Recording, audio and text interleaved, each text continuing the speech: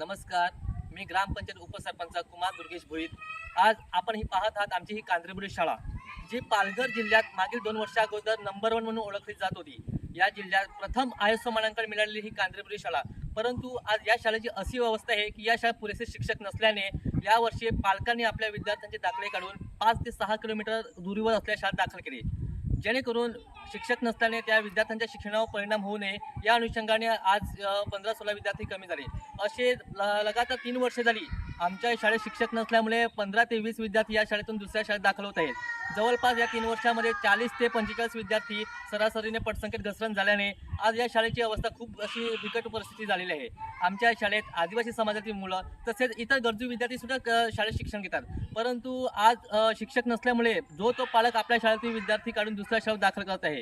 परंतु सर्वांना शक्य नाही, आमच्या इकडे गरीब विद्यार्थ्यांना शक्य नाही की दुसऱ्या एवढ्या लांब अंतरावर आपण मुलांना शाळेत शिकवण्यासाठी पाठवणे. कारण आमच्याकडे वाहनांची सुद्धा गैरसोय आहे. प्लस एवढा लांब प्रवास खर्च सुद्धा सर्वांना झेपत नाही.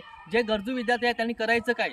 आजही या शाळेत कायमस्वरूपी शिक्षक नाही. आमच्याकडे जे कायमस्वरूपी शिक्षक होते श्री सन्माननीय पालांडे सर, ते मे महिन्याच्या अखेरीस सेवानिवृत्त झाले. त्या सेवानिवृत्त झाल्यानंतर आमच्याकडे अजूनही शिक्षक इथे नेमलेला नाही. कायमस्वरूपी शिक्षक नसल्यामुळे शाळेचा चार्ज आता 6 महिने झाले अजूनही कुठल्याही शिक्षकाकडे नाही.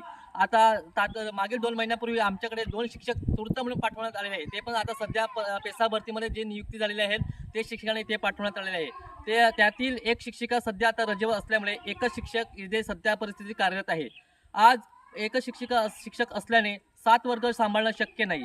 शिक्षण विभागात गेल्यानंतर शिक्षण विभागाकडून आम्हाला एवढंच आश्वासन दिलं जातं की तुमच्याकडे पट कमी आहे. समजा आमच्याकडे पट कमी आहे, परंतु 7 वर्ग आहेत.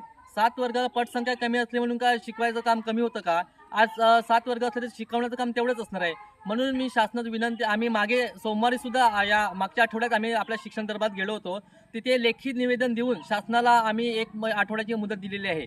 जर आमच्या या शाळेत या 1 आठवड्यात जर शिक्षक कायमस्वरूपी नियुक्ती झाली नाही तर आम्ही शाळा बंद आंदोलन करून सर्व विद्यार्थी आपल्या दालनात आणून बसवणार.